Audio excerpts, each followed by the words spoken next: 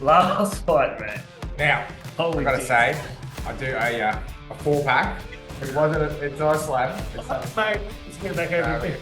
I didn't say carton. I said $20, and then you said, "Oh, a carton." And I said, and then you were like, "No, that doesn't." That's a it. carton. That's it. Yeah, Do I get to choose? You can choose. You can Ooh, choose. of any value? what are we talking here? Some rare, like, Yeah, that's right. exotic Yeah, Ecuadorian beer. double IPA. A monkey or somebody. I'll see what I can find. But yeah, now this fight, look, I was And also, just to point out, I was going for Souza. So I love Souza. And I wanted him to win. But you go on. well, honestly, I thought he was going to win, and maybe I'm a bit skewed because the way Souza fights is a similar way that I would fight in MMA, which is the move hit. And I thought that in the clinch Souza would be a bit stronger. But against Skrivers, in the clinch, Skrivers he was good. He was very good. Look, first couple of rounds, Bruno, I didn't score it because I was kind of watching. I still had the kids running around, but first couple of rounds, I definitely felt that Bruno was winning, 100%. And then as the fight went on, it was kind of about halfway onwards. The tide started to turn, and by round 4, Skrivers was definitely winning at round 4. Yeah, well, I had Souza winning the first round, Skrivers the second, but it could have gone either way. Yeah, very, very close. To be honest, the first 3 were very close. Yeah. I thought Bruno maybe had won it, but yeah, I had Souza third, Skrivers but close ones. fourth and fifth. Either way, and again, I'm not watching it with a judging eye. I'm just watching it. As a fan. Looking at the fight. Yeah. But yeah, Skrivers. Look, he definitely made a fan of me. In terms of just the way we know that Bruno has a tank. Yes. Has a gas tank, but Skrivers what is he running on? Like, his tank's limitless. He just looked great in the 4th round, 5th round. Looked fantastic. He was just I was actually, do you know what it reminded me of? Is that gold belt versus gold belt fight with Ray Hagen, where I was hoping it would go with Roger. It would go a 6th round because Quay Hagen had found his steam, and I thought, if it goes a 6th round, Quay Hagen will win because the tide had turned and it was close enough. This reminded me of the same thing. And what happened was, at the start, I was going for Bruno, and as the fight kept going, because I actually thought Bruno won the first 3, and I was like, Skrivers had just come back and the tide had turned, and I started rooting for Skrivers. I was like, I hope he knocks him out because he deserves to win. And that's the only way he's going to win, in my mind. And so in the 5th round, he was going really, really strong, and I thought, if this goes a 6th round, Skrivers will win it. But to Bruno's credit, in that 6th round, it wasn't what I thought it was going to be. So in that 6th round, I had Skrivers in the first 60 seconds, Souza in the next 60 seconds, and then Skrivers in the last 60 seconds. So, dude, it could, like, those punches... Skrivers definitely won the 6th round. Agreed. But it wasn't a domination. No. It was, he won it, but Bruno... It's a rematch. Bruno needed to fight in the 5th round, like he did in the 6th round. He needed to fight in the 5th round and push his gas tank and fight like there was no 6th round. And he probably would have won it. If he... I kind of feel like... I think for karate combat, compared to a UFC or an MMA, there's more footwork. There's no clinching. So you're constantly moving. And I think the gas tank is a different gas tank. And this is a 5 round.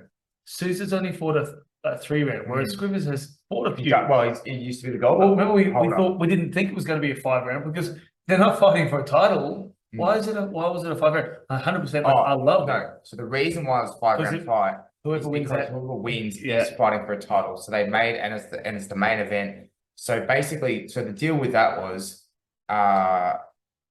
Skrivers obviously wants the gold belt back.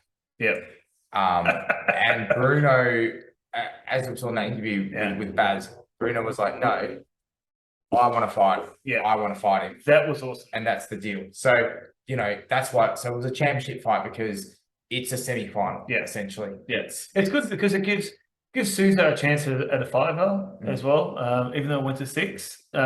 6 is 6 is awesome, man. Yeah. Remember, but yeah, Skrivers look great in 6. Yeah. But look, definitely these are some of the notes. And I wrote a lot of notes, but I will say that Souza actually looked trimmer. He looked fitter. I was very surprised in the clinches, because he looked so good in his first fight, with the throws and stuff in the clinches. But Skrivers' clinch work, he couldn't really throw him. Yeah. So hats off to Skrivers. I'll definitely be looking forward to Skrivers' next fight. He looked great. Skrivers, he changed his fighting style. Right from the start. He was more side on and forwards, backwards. I was like, he looked like karate. Yeah. And then he went back to his old he's got two. He can fight both ways. Yeah. And if he can turn it on, if he can manually change himself, it's great. But if he's automatically going back to his way forward, I don't think it's going to be that great. I mean, obviously that's his default. Yeah. But the fact that he can actually move in and out is and his hands were much lower, Skrivers, than the usual. The boxing, So I mean, once the hands are down, like Souza's hands are down here, man. Yeah. And if you're wondering why karate hands are lower than a boxer's hands, it's because you block with your movement. That's right. And the distance is different. And when your hands are low, if you watch guys like Rafael Agev, well, it's much easier to move with your hands. Yeah. Your body is moving with your hands. You can't move your shoulders. Yeah. When your hands are up like that. Not the same way. Your legs and hips are moving with your hands. Yeah. And because of the eye line, you can't see that hand coming from down here. So that is why Souza, he fights a lot like that. A lot like Machida, obviously. How cool was it? Machida and his dad Lord Machida and his dad were in the audience. In the crowd, that was awesome. Yeah, they are like full-on celebrities. I'd fanboy if we had Machida, any of the Machidas. Even if the Jiu-Jitsu Machidas came in, I'd be keen. But I did say I did write a couple of notes every time Skrivers landed a strike, Souza came back with a strike, and it was. But I did feel like Skrivers' strikes were stronger. Yeah. And that's the thing, when you're scoring it, and you go, well, this guy landed like 10 strikes. Yeah. This guy landed like 5, but his strikes were like twice as strong. How does the scoring work on that? Is it still just 5 strikes or 10 strikes? Do you know what I mean? Yeah. Because that's always the thing. When I used to referee WKF, and you'd have 2 guys fighting, and the scores are even. It goes to a vote. And I know there's the rules, who's controlling the fight, this and that. But at the end of the day, the easiest way for me was I was like, well, which one of these 2 guys would I rather be my student if they're kids, or if it's me, if they're adults? Which one of these 2 people would I rather be the fighter? Who would I rather be, or whose student would I rather have? And so you kind of, I don't know, in this case, it's full contact. The more powerful shot for me, got to be worth more than just a little jab. Can't be worth as much as like a full dunk. Unless that is the game, unless that is you're trying to wear him down with jab. Yeah, but you can wear him down with jab. But in the same way in WKF that a head kick's worth 3 because you get kicked in the head. It's a lot different to getting punched in the head. Yeah, which is good. I think it's great that they've changed it to those rules. I hate that as opposed to the old. You can get a full. Okay, let's take a side note on that. I fucking hate that 3-point rule because now it's a shitty kick though. But they're all shitty kicks now. But that isn't a problem with the interpretation of the point rule. Yeah, the 3 2-point rule. Like if you take somebody down and you hit them, that's 3 points. That's a lot better than just doing a front hand shake. Yeah. Okay. So it's not. But what I used to like. What you've got a problem with is shitty technique scoring. No, what I have a problem with is referees and judges not understanding the intent or the. Originally, Kumite, I'm just going off topic here, was meant one strike, 1 kill. This is why the Ippon rule came in. Ippon, one point. But what I have a problem with is if I get a clean front hand, so you're coming forward, Timing's and perfect. I eat you with a front hand, that's worth 1 point. But you kick me with your toes, that's worth 3. Fuck, man, like I would have knocked you out. Look, I get that. I get that. And as we've seen in the karate combat, you know, one punch can knock you out. 100%. One punch can knock you out. So in that respect, I do understand that. But what I'm saying is, There's not many people get knocked out by a WKF kick to the head. Finals of the bloody. No, but what Did he get knocked out? Oh. what I'm saying is, Or did he say like, if you're, you know, if you're doing a hard punch, because some of the Skrivers punches, they were hard. They were hard. And Bruno could take a hit. Yeah, I mean, I'll kudos to him for that. Yeah. So what I'm saying is, you know, let's say the whole round, you punch me once, I punch you once. Yeah. But my punch is like a Yeah. hard punch, and yours is a little tap. Yeah.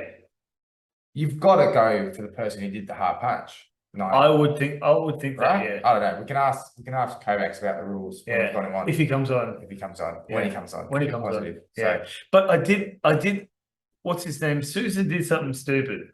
And I like So, what, Souza. the kick? Yeah, the stand. Well, I like that. Okay. I like that. He's Brazilian. He's got some flair. I It's didn't a like long that. time to use it. Like those kicks are okay. It's like when you get to the final. Mm. You don't do stupid shit when you get to the final. You rely on the Yeah, but stuff that you got say that. You say that. But if it worked, you'd have been like, Yeah, you know. I agree. I wouldn't do that against Skrivers because like that dude will eat that up, and he's lucky that he didn't get eaten up on that. Mm. But he did it right at the end of the round. Yeah, That's it's a good time to do it. You do it. I tell you when the good time to do it is at the dojo, not when you're like. Oh, you can tell that to Bruno and talk to him. Okay, I will. I reckon. I reckon. But Skrivers does some stupid things too. I'm not saying that they're stupid things. I'm saying that things that maybe shouldn't do. Because in the heat of the moment, we all do. I mean, how many times you put somebody into the corner, there's 10 seconds to go, and you do a spinning hook kick, right? Happens all the time. But I'm just saying he does a jumping spinning hook kick, jumping spinning back kick, or jumping spinning side kick. And if somebody grabs it and takes him down and grounds and pounds for 5 seconds, that could change the whole round. Yeah. Because a ground and pound, you know, if you get 5 clean strikes. But put it this way, Bruno did that kick, that handstand kick. Who's prepared for that? Well, anybody who watched his previous fight, because he did it in the previous fight. Yeah, but that's like saying, It's you know, a surprise that like, no one's really defended, like, you haven't practiced that in the dojo. Yeah. You know, it's But I look at that kick as the same as the scorpion kick in the WKF. Fucking shit. That's probably worth doing more as a bit of a Hail Mary rather than Definitely Hail Mary in the sixth round. Early round, like 6th round, yeah. a minute to go. 6th round, That's when you that's the whole time. and you hit him with the shin. Yeah. Not with the foot, which is where he was. But anyway, it was an awesome. It was a great fight. It was a great fight, and I hope they do a rematch. A rematch? Well, I mean, Skrivers has got to fight for the belt after this. Yeah, so Souza will come back, and I mean, if Skrivers wins, So Souza's probably got to win at least another fight. Yeah. Or 2 to kind of qualify, especially if Skrivers got the belt. Yeah. But hopefully we will see him fight again one day. Yeah. And we'll try and get him on as well. And try and get for them. But No, yeah, look. Anything else to add? Nah, let's call it a night. Well, let me just add. I said it before, but this was this whole the whole card. The production, the whole card, the production value. It is awesome. It is very easy to sit there for like 4 hours. I think from. It just gets better and better. Oh, yeah. I can't wait until it becomes more mainstream. And if you look at, I was watching the YouTube live feed and the comments, and a couple of people were complaining about the stream, how it kept cutting out. But man, like, it's free. You're not paying anything. What are you complaining about? And they don't have a lot of money. It's not like they're flush with cash, like they've got millions and millions. Unlike the UFC, they've got sponsors up the wazoo. But hopefully they can get some good sponsors. And well, they do have some awesome sponsors. But I mean, it's only going to get bigger and better. And that's what I mean. Yeah, like, you know, and I hope they have more events. Oh, the next KC37, December 17. So what are you doing? We can put a bet on for that one. We'll talk about it in preview. Okay. Yeah. I think we do a main card bet every time. Yeah. Well, Quayhagen may be fighting. Well, we'll see how it goes. We'll Yeah, see. hopefully. We'll Yeah, see. the card hasn't been announced, so I think there's one fight, but I'm not sure who's on that fight. there's 2 fights announced. Oh, 2 fights. But yeah, the whole card has been released. Okay. So. Okay. Well, I suppose with the WK, oh sorry, WKF, with the karate combat, it depends on how people come back after this one as well. After this, so if you're watching the Injuries, yeah, like I looked at Mitchell Thorpe's interview afterwards. Man, he was cut as like shit coming off his face. So it depends on the injury. So like Nikos Kodakos, did he break his leg? I'll have to follow up on that one. But even if it's just fractured, like you can't do another fight. You can't train. You can't do another fight. And then leading up to it, how many times? Like I just said before, I broke my foot 2 weeks before a national. Yeah. So that's like Manny Stevens. You know? Yeah, he has changed 3 times. Yeah, so yeah, we'll see. I mean, like this was definitely the best card.